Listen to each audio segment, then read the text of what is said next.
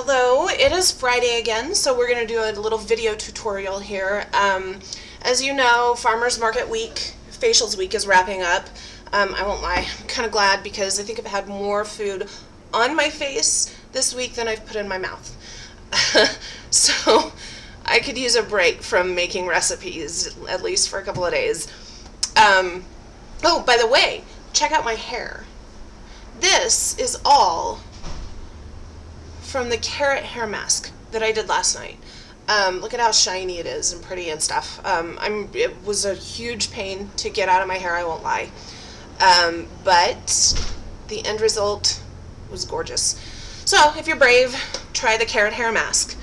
Or if you have short hair, like I said, fiance loved it. So today we're going to do a peel-off mask using tomato juice. And I don't know if you guys remember the peel-off masks from days of yore. I remember doing them in high school and loved them. I was a little bit obsessed, but I would, peel off the stuff and you could see everything that was kind of stuck in your pores and whatnot.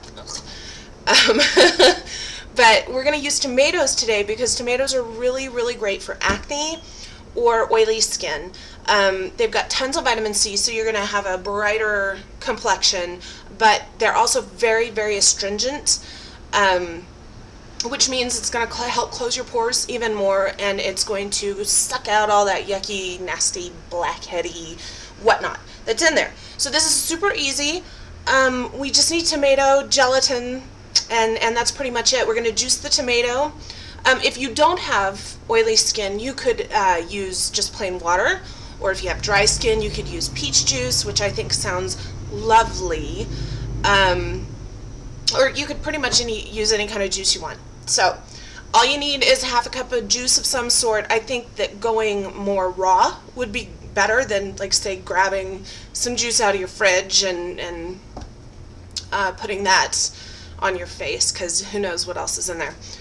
So we're going to juice this tomato here really quick, and then we will move on to the next step. It's so super easy, quick, and hopefully fun. If I didn't mention this, this is actually the first time I've ever tried this, so we're learning together here. Please forgive me if there's a mistake.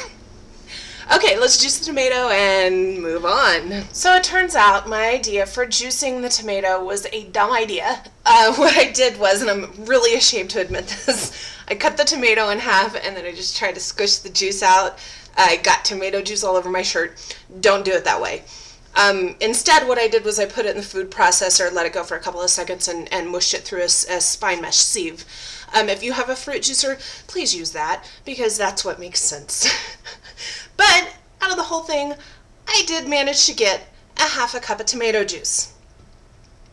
And again, you don't have to use tomato juice. I forgot to mention before, you could use milk, which would be a really, really great option.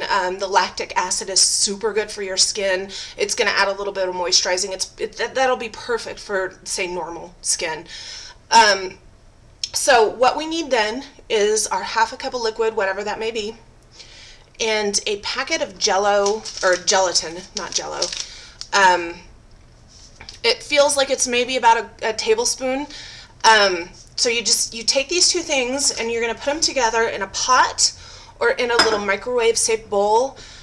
I don't have a microwave, so I'm using the pot. If you do it on the stove, you want to do it for maybe 3 or 4 minutes. You just want to heat it long enough to dissolve the gelatin in it. You don't want to cook it. You're going to cook all the good stuff out of the fruit juice that you want on your skin. If you do it in the microwave, you want to pop that in the microwave for 10 or 15 seconds. Again, just long enough to dissolve the gelatin. Then we're going to put it in the fridge for 10-15 minutes and let it set just a little bit. We don't want it to set all the way, or else you're going to end up with Jello, and I don't think Jello on the skin is what we're going for here.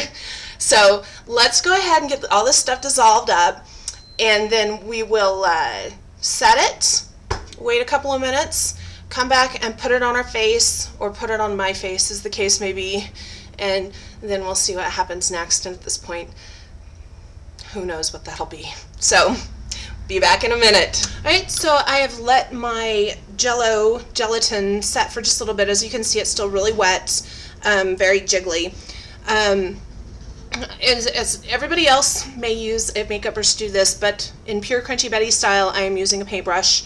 You just want to brush it all over your face and then let it dry, and hopefully it will peel off. If you don't have a paintbrush or a makeup brush that you want to use for this, use your fingers. I don't see why that wouldn't work. So, again, for brevity's sake, I'm going to do my nose. We're going to let that dry, and fingers crossed it peels off. If it does, then I'm going to do my whole face later. So let's go ahead. Before this completely sets up, which it's starting to do, I need to shut up and just get going. We're going to brush it on my nose.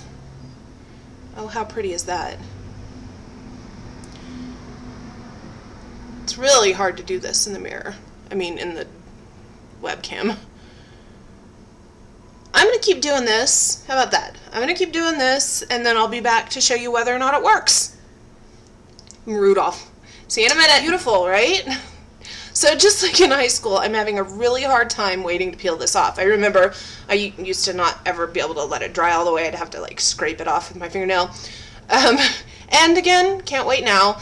I think I might have put it on a little too thick because I'm a little gooey in blobby in places, but I can't wait to peel it off. I just want to make sure it actually works. So let's see what happens when I go like this. I can feel it kind of starting to peel itself off. You can see it too. And I can feel this like totally tightening up my pores, and look at that. Here it goes. And it peels off. Oh, look at that. That's awesome. So, and that's where it got gooey. So here we go.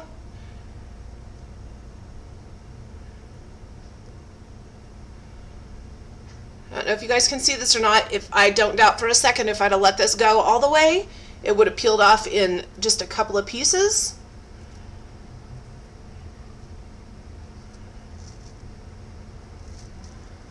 Haha.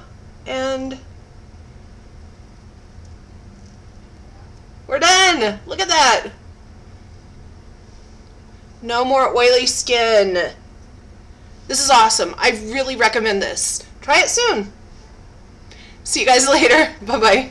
Haha, so you thought you were rid of me, but not quite yet, because after I finished peeling that stuff off my nose, I looked down and noticed my tomato jello had set quite a bit. It wasn't completely set up, it was really mushy and gushy, but it was the perfect consistency to pick up in my hand. I rubbed it on the back of my hand and thought, I just want to put this whole thing on my face. So, took the glob, smeared it on my face. It's the perfect consistency. At this point, that is actually what I recommend if you want to do this peel-off mask on your whole entire face. Wait until it sets almost completely, and then smear it on.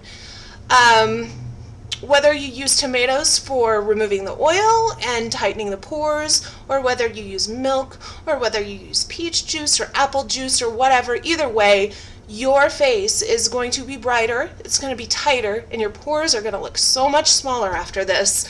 I'm going to try to have the patience to let it dry this time. So I will see you next week for the next Crunchy Betty tutorial, and we'll see what kind of mess my face can get into then. You guys have a great day. Bye-bye.